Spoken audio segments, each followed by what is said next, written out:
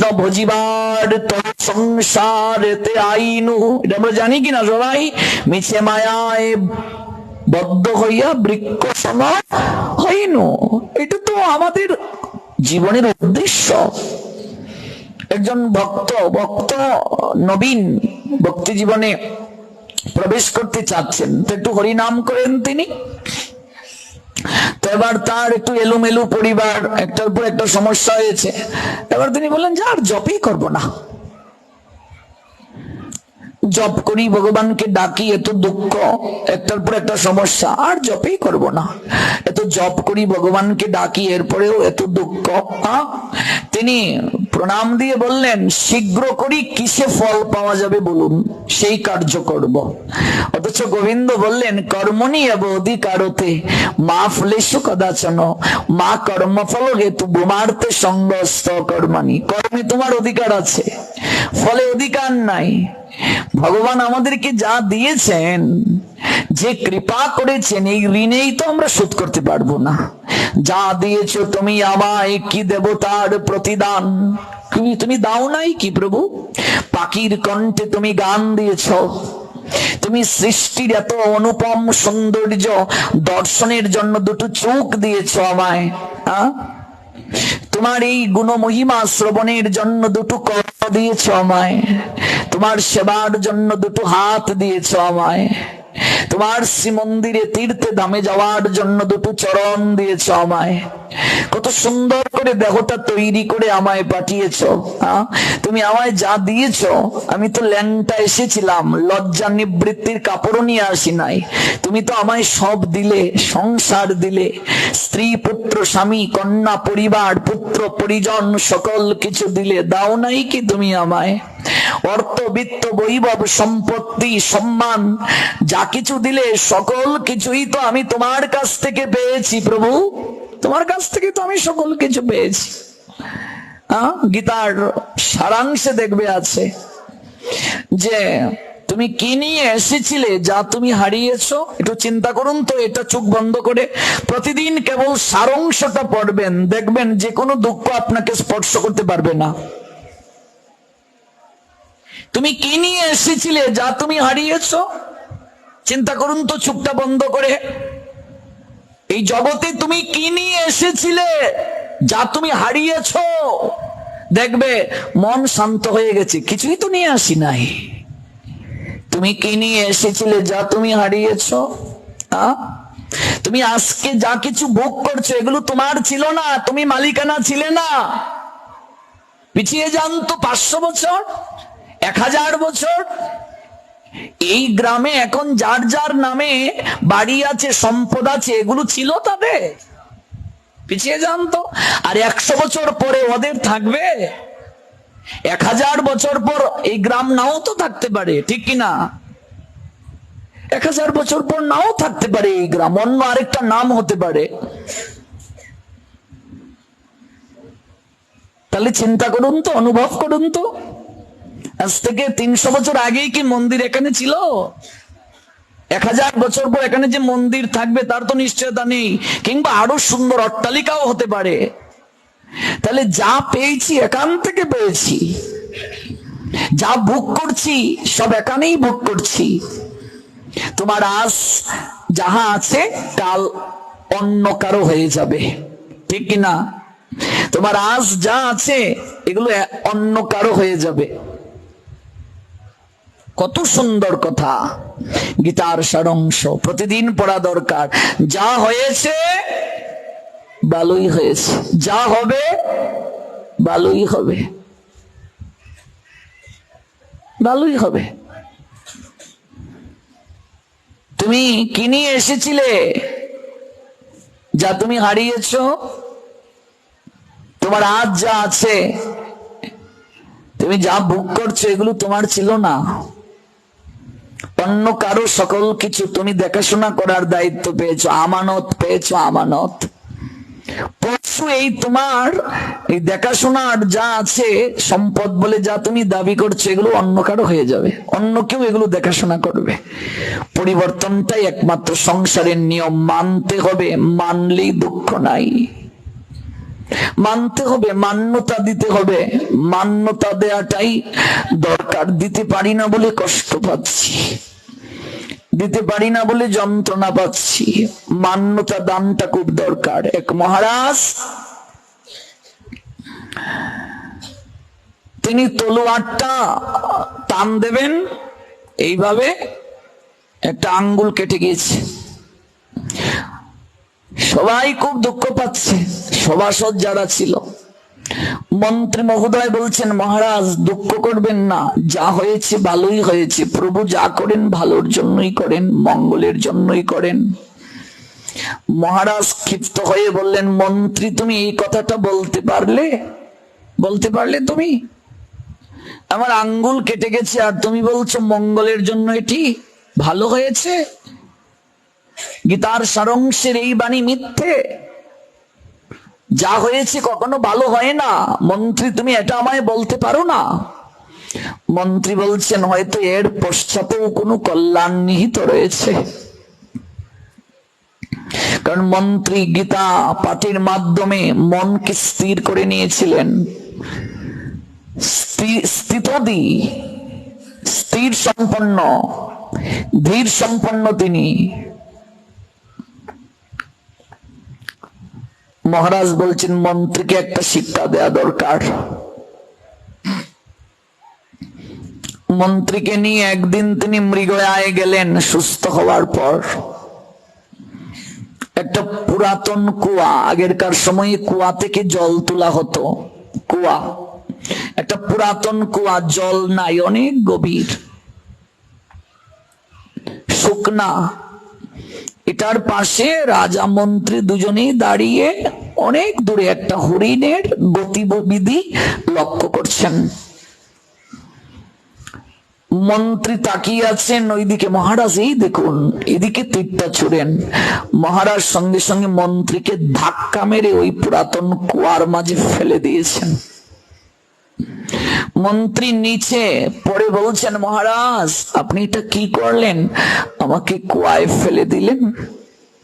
মহারাজ বলছেন, যা হয়েছে ভালোই হয়েছে। গীতার না সারাংশে আছে, তুমি বলছো যা হয়েছে ভালোই হয়েছে। এবার কুয়ার ভিতরে তুমি থেকে গীতার সারাংশ পড়তে শুরু করো। মহারাজ তাচ্ছিল্য করে বলছেন। মন্ত্রী ওইখানে পড়ে প্রভুকে ডাকতে শুরু করলেন, গোবিন্দ এই কি হলো? ডাকতে শুরু করলেন, তোমার যদি আমাকে এখানে এখানে ফেলার পর যদি তোমার আনন্দ হয় তাহলে তুমি আনন্দ পাও, আর যদি মনে করো এখান থেকে আমাকে তোলা উচিত তুলো। তোমায় তো আমি সব দিয়েছি সমর্পণ করে। মহারাজ মন্ত্রীকে রেখে তিনি রাজ্যে মহলের উদ্দেশ্যে যাত্রা করবেন। মাঝপথে ডাকাতের দল তাকে ধরলো, একদল ডাকাত। তৎকালীন সময়ে ওরা কাপালিক তন্ত্র সাধনা করে, ওই নরবলি দেয়, দিয়ে মায়ের পূজা করে তামসিক ভাবে। আগেরকার সময় এরকম হতো। তো তারা এই সুন্দর রাজপুরুষকে দেখে ধরে নিয়ে গিয়েছে। বলছে, বাহ আজকে খুব ভালো একজনকে পেলাম গো, ভালো একজনকে পেলাম, ওকে বলি দেব, মায়ের চরণে বলি দেব। স্নান করিয়ে নিয়ে আয়। মহারাজকে স্নান করিয়ে এনে বলছেন, প্রণাম দেও। যেখানে বলি দেয়া হয় এখানে প্রণাম দেওয়ানো হলো। খড়গটা হাতে নিয়েছে এক সেবক। হঠাৎ তাকিয়ে দেখছে একটা আঙ্গুল নাই। তখন ওই সেবক ডাকছে পূজারী ঠাকুরকে, যে বলছেন এটা বলি হবে না, অত খুঁত নিকুত জিনিস বলি হয়, খুঁত যার আছে সেটা বলি হয় না। ওর তো একটা আঙ্গুল নাই, আঙ্গুল নাই, এটা মায়ের এখানে বলি হবে না, ছেড়ে দাও, ওটাকে ছেড়ে দাও। মহারাজ সারা পেয়ে দৌড়ে যাচ্ছেন, বলছেন সর্বনাশ, সেদিন যদি আমার আঙ্গুলটা না কাটতো তাহলে তো আজকে আমার বলি হয়ে যেত। আমার যদি আঙ্গুলটা না কাটতো আজকে আমার বলি হয়ে যেত। ভগবান যা করেন মঙ্গলের জন্যই করেন। মন্ত্রী তো ভুল বলে নাই, আর গীতার সারাংশটাও তো ভুল নয়। হ্যাঁ, আমার বলি হয়ে যেত আজকে। দৌড়ে গিয়ে মন্ত্রীকে বলছে, মন্ত্রী তোমাকে আমি নিচে ফেলে দিলাম, আমি তোলার ব্যবস্থা করছি, তুমি চিন্তা করো না। আমি লোকবল নিয়ে এসে আমি দৌড়ে ফেলে তুমি এটাকে ধরো, আমি তোলার ব্যবস্থা করছি। কোন ক্রমে মন্ত্রীকে তোলা হলো। মন্ত্রীকে জড়িয়ে ধরে বলছে, মন্ত্রী তোমার কথাই ঠিক, যা হয়েছে ভালোই হয়েছে। বলছে, মহারাজ কি ব্যাপার? বলছে, আমাকে কাপালিকের দল ধরে নিয়ে গিয়েছিল, স্নান করিয়ে এনে নরবলি দেবে, দেখে আমার একটা আঙ্গুল নাই, যদি আমার আঙ্গুলটা থাকতো বলি হয়ে যেত। বলছে, অত খুঁত রে, ওকে বলি দেয়া যাবে না, ছেড়ে দে, মায়ের সেবায় এটা হবে না। সেদিন যদি আমার আঙ্গুলটা না কাটতো আজকে বলি হয়ে যেত। মন্ত্রী তখন মহারাজকে জড়িয়ে ধরে কেঁদে কেঁদে বলছেন, মহারাজ আমাকে যে আপনি ধাক্কা দিয়ে কুয়ায় ফেলে দিয়েছেন, যা হয়েছিল ভালোই হয়েছিল, কারণ আপনার তো আঙ্গুল নাই, আপনি খুঁত, আমার তো খুঁত কিছু নাই, আমাকে যদি ধরে নিয়ে যেত আমাকে ছাড়তো না। আপনার তো আঙ্গুল নাই, আমার তো এই 10টা আঙ্গুল আছে, সবকিছুই আছে, আমার তো আর খুঁত নাই অঙ্গ প্রত্যঙ্গ, তো আমরা দুজনেই থাকতাম, ধরে নিয়ে যেত। আপনার তো খুঁত, আপনাকে ছেড়ে দিত, আমার তো খুঁত নাই, আমার কি হতো অবস্থা? আপনি আমায় কুয়ায় ধাক্কা মেরে ফেলে ভালোই করেছেন, নইলে আমার প্রাণ যেত। হ্যাঁ, আপনি তো ছাড়া পেয়ে যেতেন, কিন্তু আমার তো প্রাণ যেত। আসলে প্রভু যে কার্য করান, এটার পিছনে কি কারণ আছে প্রভু ব্যতীত আর কেউ জানেন না গো। প্রভু ব্যতীত কেউ জানেন না, তিনি যে কার্য করান এর পশ্চাতে কি যে আছে, কি যে কারণ লুকিয়ে আছে, এটা প্রভু ব্যতীত কেউ জানেন না। বলছেন, কাকে উদ্ধারিবে প্রভু আছে তার মনে, প্রভুর মনের কথা প্রভু ছাড়া অন্য নাহি জানে। কাকে কৃপা করবেন প্রভু, কোন বিষয় দিয়ে কৃপা করবেন, কোন ঘটনার মাধ্যম দিয়ে কৃপা করবেন, কোন ঘটনার দ্বারা তিনি তাকে কাছের করে নেবেন, আপনার করে নেবেন, তিনি ব্যতীত আর কেউ জানেন না। আমরা তো মায়াবদ্ধ মানুষ, আমরা এটাকে মানতে পারি না সহজে, আমরা উপলব্ধি করতে পারি না সহজে, আমরা গ্রহণ করতে পারি না সহজে। এই জন্যই আমাদের মন ছটফট করে, এই জন্যই আমরা ভাবি এটা কেন হলো, ওইটা কেন হলো, কিন্তু কখনো কারণ ছাড়া কার্য সংগঠিত হয় না।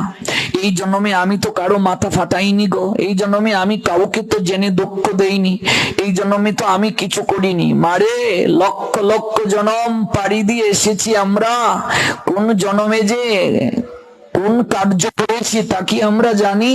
কোন জন্মে কাকে কষ্ট দিয়েছি, যন্ত্রণা দিয়েছি? প্রারব্ধ কর্মফল থেকে কেউ বের হতে পারে না। তবে হ্যাঁ, ভজনের মাধ্যমে প্রারব্ধ কর্মটা অনেকটা স্খলন হয়, ভজনের মাধ্যমে খণ্ডন হয় প্রারব্ধ কর্ম। তাই ভজন খুব দরকার, ভজন সাধনের দ্বারা সব হয়। ভজনটাকে যেন আমরা বাদ না দেই, যেখানে যে অবস্থায় থাকি না কেন আমরা যেন ভজন করি। দেখুন, আরেকটা দৃষ্টান্ত দেই, কোন প্রক্রিয়ার দ্বারা প্রভু কাকে কৃপা করেন, কোন ঘটনার দ্বারা প্রভু যে কাকে কৃপা করেন। আপনারা বদ্রীহরি রাজা নামে একজন রাজার নাম শুনেছেন কিনা জানি না। বদ্রীহরি রাজা, তিনি 100টা উপদেশ দিয়েছিলেন আমাদেরকে, যে উপদেশের মাধ্যমে আমাদের হৃদয়ে বৈরাগ্য জেগে যায়। রাজা বদ্রীহরি 100টা উপদেশ দিয়েছিলেন। উপদেশ শতকম একটা গ্রন্থ আছে ওনার, এবং এগুলো শুনলে মানুষের মাঝে বৈরাগ্য এসে যায়, ভক্তি এসে যায়। তো এই বদ্রীহরি রাজার রাজত্বে অনেক ঋষিদের সমাদর করা হতো, সাধুদের সমাদর করা হতো। একজন ঋষি সেই রাজ্যে সাধনা করে তিনি সিদ্ধিপ্রাপ্ত হয়েছিলেন। তো এই রাজত্ব থেকে তিনি জনকল্যাণের জন্য আরেক রাজত্বে চলে যাবেন। সাধুদের কাজ তো এক জায়গায় থাকা না, এক জায়গা থেকে আরেক জায়গায় যাবে, তারা জগতের কল্যাণ করবে। যে এখানে ভালো ব্যবস্থা আছে, জলের ব্যবস্থা আছে, শয়নের ব্যবস্থা আছে, এখানেই থাকি, তাহলে তো আর জগতের কল্যাণ হবে না। তাকে লাগে এক জায়গা থেকে আরেক জায়গায় যেতে হবে। মহন্তের স্বভাব হয় তাড়িতে পামর, নিষ্কার্য নাই তবু যায় পরের ঘর। এক ঘর থেকে আরেক ঘরে এসে যাবে জগতের কল্যাণে করার জন্য। তো এই ঋষি সিদ্ধিপ্রাপ্ত হয়েছেন, এবার জনকল্যাণের জন্য তিনি বের হবেন। তো রাজা বদ্রীহরির নিকটে এসে বলেছেন, মহারাজ আপনার রাজত্ব থেকে নির্বিঘ্নে আমি সাধনা করেছি, ভজন করেছি, সিদ্ধিপ্রাপ্ত হয়েছি। আপনি সকল ঋষিদেরকে সমাদর করেন, আপনার রাজত্ব ত্যাগ করে অন্য রাজত্বে চলে যাব জনকল্যাণ করার জন্য। যাওয়ার আগে আমি আপনাকে একটা উপহার দিয়ে যেতে চাই মহারাজ। মহারাজ প্রণাম দিয়ে বললেন, এ তো আমার পরম সৌভাগ্য, আপনি আমায় কি উপহার দেবেন? রাজা বদ্রীহরিকে সেই ঋষি বলছেন, এই নিন, এই ফলটা আপনি গ্রহণ করুন, এটা অমৃত ফল। এই ফলটার একটা বিশেষ গুণ আছে। এই ফলটা যদি আপনি গ্রহণ করেন তাহলে আপনি 100 বছর নির্বিঘ্নে এবং বৃদ্ধ হবেন না, যৌবন অটুট রেখে আপনি রাজত্ব পরিচালনা করতে পারবেন। 100 বছরের আয়ু পাবেন আর আপনার যৌবনও ঠিক থাকবে, নষ্ট হবে না। এই যে আপনি যৌবনে আছেন, যুবক, এই যুবকই থাকবেন, বৃদ্ধ হবেন না 100 বছর পর্যন্ত। শরীরে রোগ আসবে না, ব্যাধি আসবে না, যন্ত্রণা আসবেন না। এই ফলটা, এই দিব্য অমৃত ফলটা আপনি গ্রহণ করুন। আপনাকে আমি এটা উপহার স্বরূপ দিয়ে যেতে চাই। আপনার মতো রাজা যদি নিরূপ থাকে, আপনার মতো রাজা যদি এই রাজ্যে থাকে, তাহলে প্রজারা ভালো থাকবে, সাধুগণ আপনার কাছ থেকে সমাদর পাবে, জগতের কল্যাণ হবে, মঙ্গল হবে। এই ফলটা আপনি গ্রহণ করুন। মহারাজ প্রণাম দিয়ে ঋষির নিকট থেকে এই অমৃত ফলটা গ্রহণ করলেন। মনে মনে মহারাজ ভাবছেন, আমি তো সবচেয়ে আমার রানীকে ভালোবাসি। এই অমৃত ফলটি, এই দিব্য ফলটি আমি যদি আমার মহারানীকে প্রদান করি, রানী যদি 100 বছর যৌবন নিয়ে নিরোগ শরীরে থাকে, সে তো আমারই সুখ বিধান হবে, আমাকেই সে সুখ প্রদান করবে। তাহলে আমি এই ফলটি, দিব্য ফলটি রানীকে প্রদান করি। রানী অটুট যৌবন নিয়ে 100 বছর নিরোগ শরীরে থাকবে। রানীকে ডেকে বলছে, দেখো প্রিয়তমা, আমার জীবন তো তোমাকে কেন্দ্র করে আবর্তিত, তোমাকে আমি সবচেয়ে বেশি ভালোবাসি। এটি ঋষি প্রদত্ত ফল, মন্ত্রপুত। এই ফলটি যে গ্রহণ করবে 100 বছর তার যৌবন নষ্ট হবে না এবং নিরোগ শরীরে সে থাকবে। আমি তোমাকে দিলাম, ঋষি আমায় দিয়েছিলেন। তুমি যদি এটি গ্রহণ করো তাহলে তোমাকে আমি যতবার দেখব সৌন্দর্য আমার মন প্রাণ ভরে যাবে, আমার সুখ বিধান হবে। তুমি এই ফলটা গ্রহণ করো। রানী ফলটা হাতে নিয়ে রাজাকে জড়িয়ে ধরে বলছো, ওগো তুমি আমায় এত ভালোবাসো, তুমি গ্রহণ না করে এই দিব্য ফলটা তুমি আমায় দিয়ে দিলে, আমাকে দিয়েছো তুমি, ধন্য আমি তোমার মতো স্বামী পেয়ে, তোমার সাহচর্য পেয়ে। অন্দর মহলে নিয়ে গিয়ে ফলটা হাতে নিয়ে রানী মনে মনে ভাবছেন, তুমি তো আমার স্বামী, তোমাকে তো আমি ভালোবাসি, তোমার গলে মালা দিয়েছি, স্বয়ংবরে তুমি আমায় জিতে নিয়ে এসেছো, এত সমাজ জানে, লোক দেখানো, কিন্তু আমি তো মনে মনে সেনাপতিকে ভালোবাসি। জড় জগতের ভালোবাসা দেখুন, আমি তো মনে মনে সেনাপতিকে ভালোবাসি। কাজে এই ফলটা যদি আমি সেনাপতিকে প্রদান করি, সেনাপতি যদি এই ফলটা গ্রহণ করে 100 বছর যৌবন নিয়ে সে থাকতে পারবে, তার যৌবন নষ্ট হবে না, তাতে আমারই আনন্দ হবে। আমার প্রেমিক যদি এইভাবে থাকে আমারই আনন্দ হবে। তাই নিবৃতে সেনাপতিকে ডেকে তাকে বলছি, এই নাও, এটা দিব্য ফল, অমৃত ফল, ঋষি দিয়েছেন, সাধনায় সিদ্ধিপ্রাপ্ত হয়ে মন্ত্রপুত এই ফল মহারাজ আমায় দিয়েছেন। তুমি তো জানো এটা সমাজ দেখানো ভালোবাসা তার প্রতি আমার, কিন্তু আমি তো তোমায় মন থেকে ভালোবাসি। তুমি এই ফলটা গ্রহণ করলে 100 বছর তোমার যৌবন অটুট থাকবে, তোমার রোগ হবে না, আমারই আনন্দ হবে, সুখ বিধান হবে। এই ফলটা তুমি গ্রহণ করো। সেনাপতি ফলটা হাতে নিয়ে রানীকে জড়িয়ে ধরে চুমু খেয়ে বলছে, তুমি আমায় এত ভালোবাসো গো, তুমি এই দিব্য ফল আমাকে প্রদান করলে।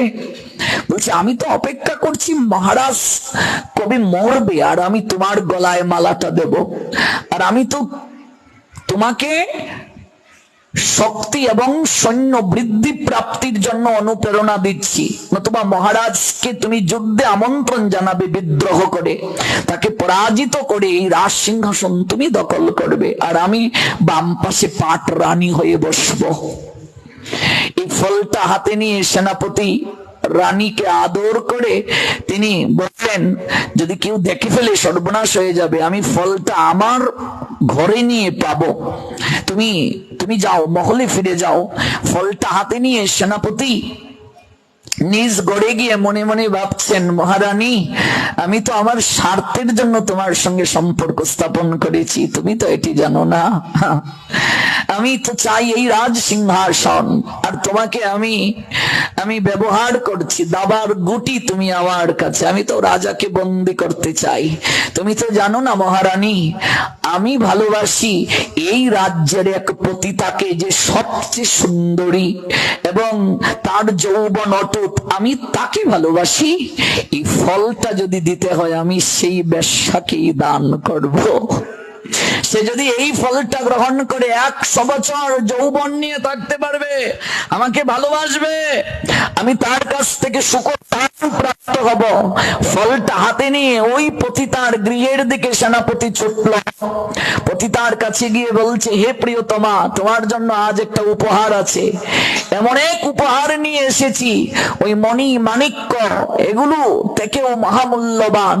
তোমাকে তো মানুষ গয়না দিয়ে শরীর ভরিয়ে দেয়, কত দামি দামি উপহার দেয়, শাড়ি দেয়, এগুলো সকল কিছুই তুচ্ছ এই উপহারের নিকটে।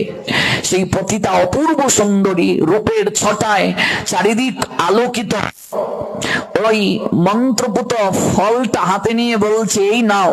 পতিতা বলছে, এত সামান্য এক ফল, এ কি উপহার? এই উপহার নিয়ে আমি কি করব, আমার অর্থ চাই। বলছে, ওরে মূর্খ নারী, এটা সামান্য ফল নয়, এটা ঋষি প্রদত্ত মন্ত্রপুত এক ফল, দিব্য ফল। এই ফল যদি কেউ গ্রহণ করে 100 বছর নিরোগ শরীরে অটুট যৌবন নিয়ে এসে থাকতে পারবে, তার রোগ ব্যাধি হবে না, যৌবন নষ্ট হবে না। আমি তোমায় প্রাণের থেকে ভালোবাসি, এই ফলটা আমি তোমায় দিলাম, তুমি গ্রহণ করো। পতিতা বলছে, এই ফুলের এত গুণ? ওগো, আমি তো অপবিত্র, এখন আমি স্নান করে শুদ্ধ বস্ত্রে এই ফল গ্রহণ করব। জড়িয়ে ধরে কৃতজ্ঞতা দিয়ে বলছে, তুমি আমায় এত ভালোবাসো, জানতাম না, আমি এই ফল গ্রহণ করব, তুমি নির্বিঘ্নে রাজমহলে ফিরে যাও। সেনাপতি ফিরে গেল। পতিতা স্নান করে নতুন বস্ত্র পরলো, বস্ত্র পরে শুদ্ধ মনে ওই ফলটা যখন হাতে নিল, তখন মনে মনে ভাবছে, আহারে, আমি তো পতিতা, এই ঋষি প্রদত্ত দিব্য ফল এক বেশ্যা, এক পতিতা গ্রহণ করছে, আমার জীবনে কোনো সৎকর্ম নাই। দেখুন, ফলটা হাতে নেওয়ার সঙ্গে সঙ্গে সে মনে মনে এটা ভাবছে, আমার জীবনে কোনো সৎকর্ম নাই, একটা কার্যকরী নাই, এই যতদিন আমার যৌবন আছে সবাই আমাকে ভালোবাসবে, আমাকে উপহার দেবে, কিন্তু মৃত্যুর পর আমার যে কি হবে, একেবারে এই যন্ত্রণা, এই শাস্তি থেকে আমি বাঁচবো না। এই ফলটা যদি আমি মহারাজকে দিয়ে আসি, মহারাজ অনেক ভালো, তিনি সাধুদেরকে অনেক সেবা করেন, আর তার রাজ্যে সবাই ভালো থাকে, এমন একজন মহারাজ, তিনি যদি 100 বছর নিরোগ শরীরে 100 বছর তিনি যদি যৌবন নিয়ে বেঁচে থাকেন, তাহলে প্রজাদের মঙ্গল হবে। ঋষিগণ, সাধুগণ, যোগীগণ, ধ্যানীগণ, ভক্ত সমাজ তার রাজত্বে অপূর্বভাবে সুন্দর ভাবে জীবন পরিচালনা করতে পারে। 100 বছর যৌবন পেলেও 100 বছর পর তো আমার মৃত্যু ঠিকই হবে, 100 বছর পর তো আমার যৌবন নষ্ট হবে। আমার মতো বেশ্যা যদি 100 বছর নিরুক শরীরে আরো যৌবন সৌন্দর্য নিয়ে বেঁচে থাকে, জগতের কল্যাণ হবে না, বরং অকল্যাণেই হবে, আরো পাপী সঞ্চয় হবে আমার জীবনে। আমি বেশ্যা, আমি যদি আরো রূপ পাই, আরো যৌবন পাই, সমাজের তো কোনো কল্যাণ করতে পারবো না, বরং আরো পাপ সঞ্চয় হবে, পাপের পাল্লাটা বাড়ি হবে। বরং এই ফলটা যদি আমি রাজাকে প্রদান করি, আমাদের মহারাজকে, মহারাজ যদি গ্রহণ করেন, জগতের কল্যাণ হবে, প্রজাদের মঙ্গল হবে, সাধুগুরু বৈষ্ণবের মঙ্গল হবে, সেবা করার সুযোগ হবে। জীবনে আমি কোনো মহৎ কাজ করি নাই, জীবনে আমি শুধু পাপই অর্জন করেছি। আজ কেন জানি আমার মনে, আমার বিবেক আমাকে দংশন দিচ্ছে। কাঁদতে কাঁদতে বেশ্যা ওই মহারাজের দর্শনের জন্য ওই সকাল বেলা গিয়ে দ্বার রক্ষকের কাছে প্রার্থনা জানালো যে মহারাজকে গিয়ে বলুন আমি তার দর্শন প্রার্থী, আর এত সুন্দরী পতিতা এই রাজ্যের তিনি দর্শনাকাঙ্ক্ষী, তিনি তো এসে নাচ গানও করেন। মহারাজ তাকে চিনেন, মহারাজের কাছে গিয়ে সংবাদ পাঠালেন, মহারাজ তাকে অনুমতি দিলেন, তাকে ভেতরে আসার অনুমতি দাও। কি ব্যাপার, এত সকাল সকাল যে তুমি এলে?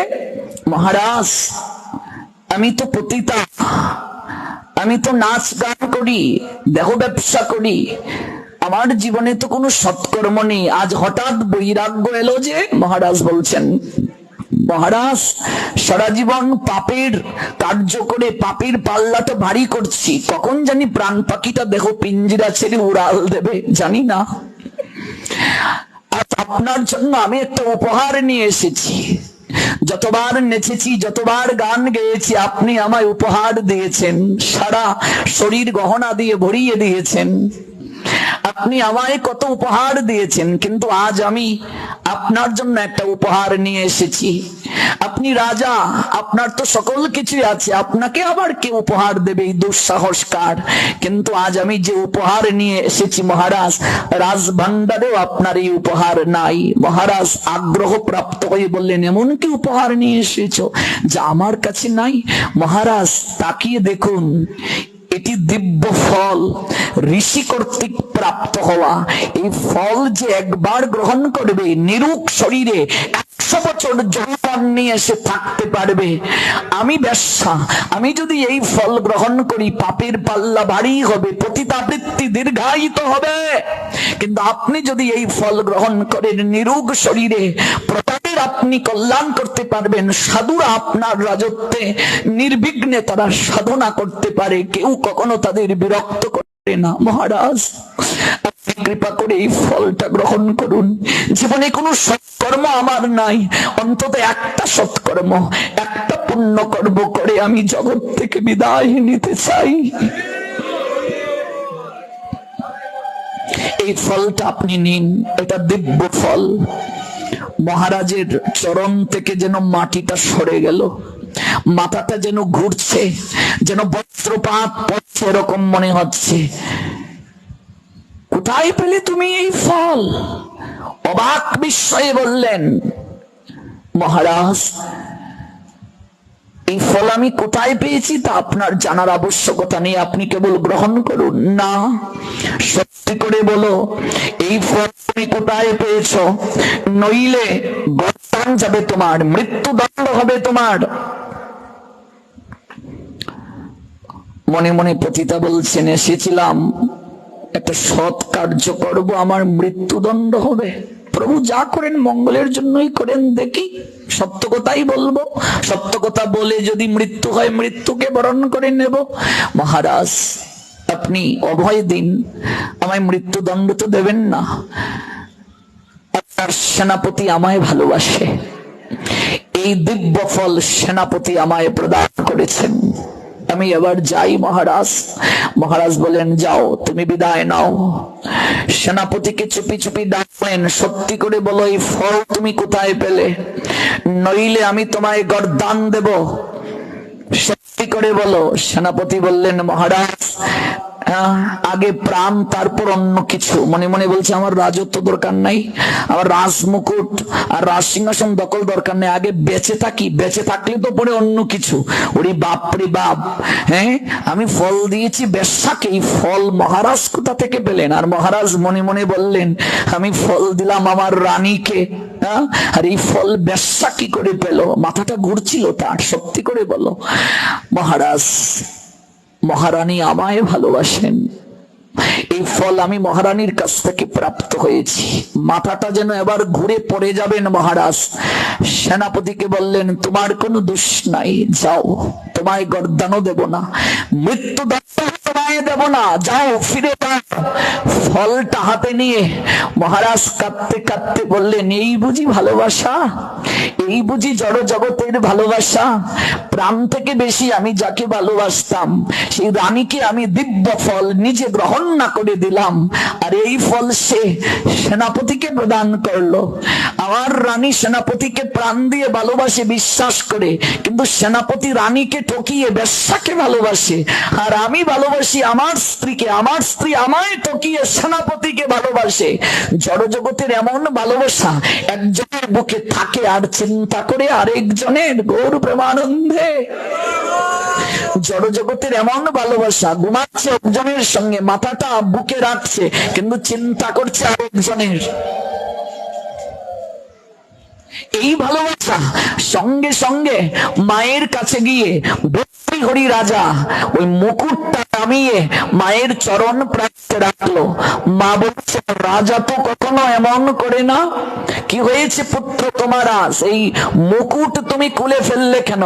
রাজ পোশাকটা খুলে মায়ের চরণের কাছে গিয়ে বলছে মা, মা গো, জড় জগতের ভালোবাসা জানা হয়ে গেছে, মা বিদায় দাও, আমি বাকিটা জীবন মধুময় শ্রী বৃন্দাবনে গিয়ে ভজন করতে চাই। মা অবাক বিস্ময়ে বললেন পুত্র কি হয়েছে তোমার?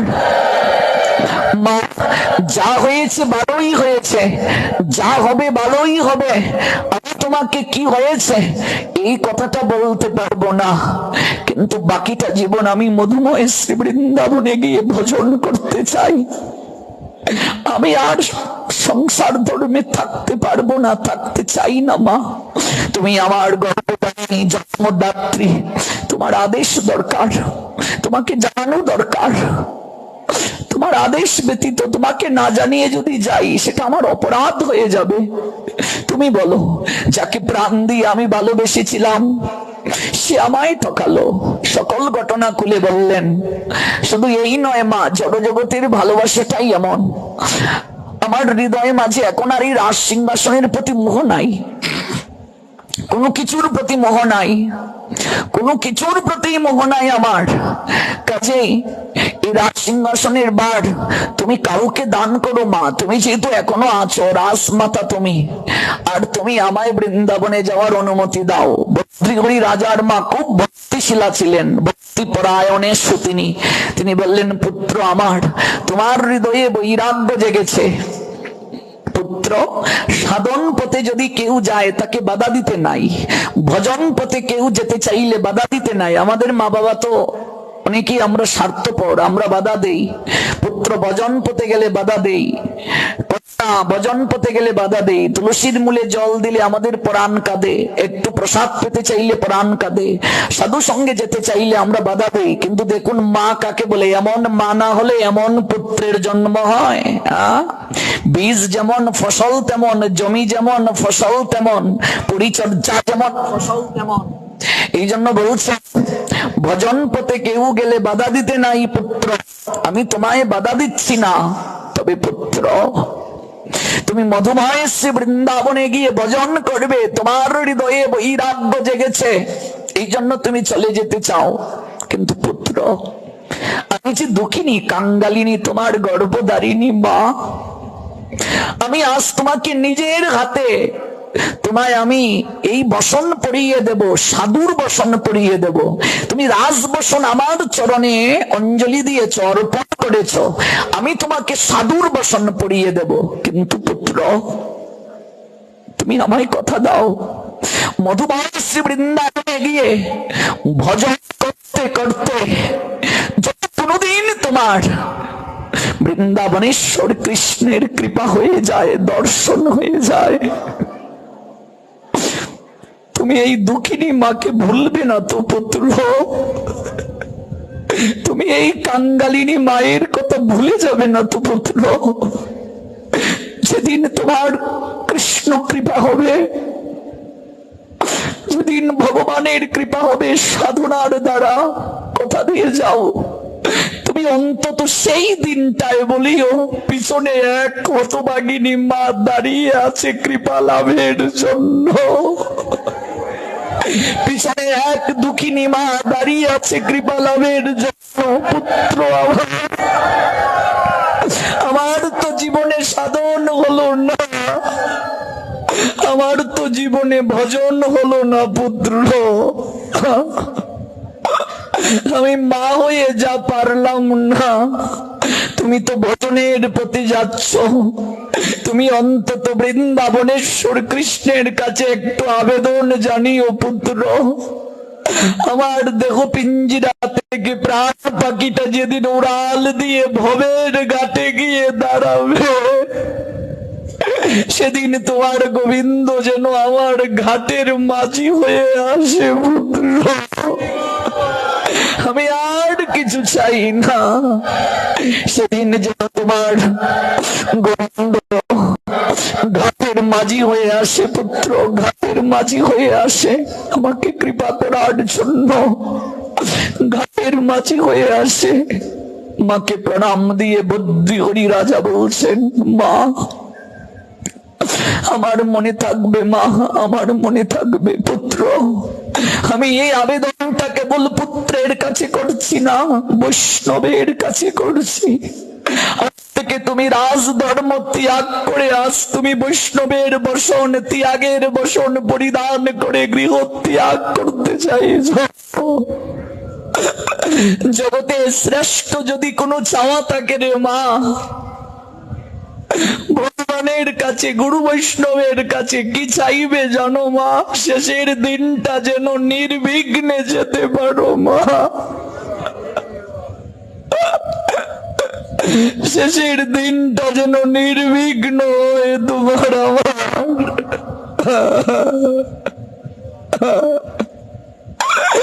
প্রভুর নাম নিয়ে যেন জগৎ থেকে নিশ্চিতে যাওয়া যায়। বিছানায় পড়ে গেলে এর মতো যন্ত্রণা আর কিছু নেই।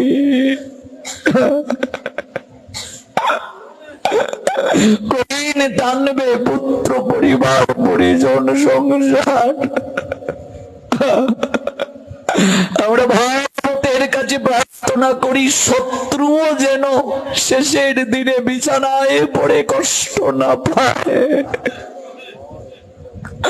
তোমার নাম, তোমার গুণ কীর্তন যেন একমাত্র আমাদের পরম লক্ষ্য হয় গোবিন্দ।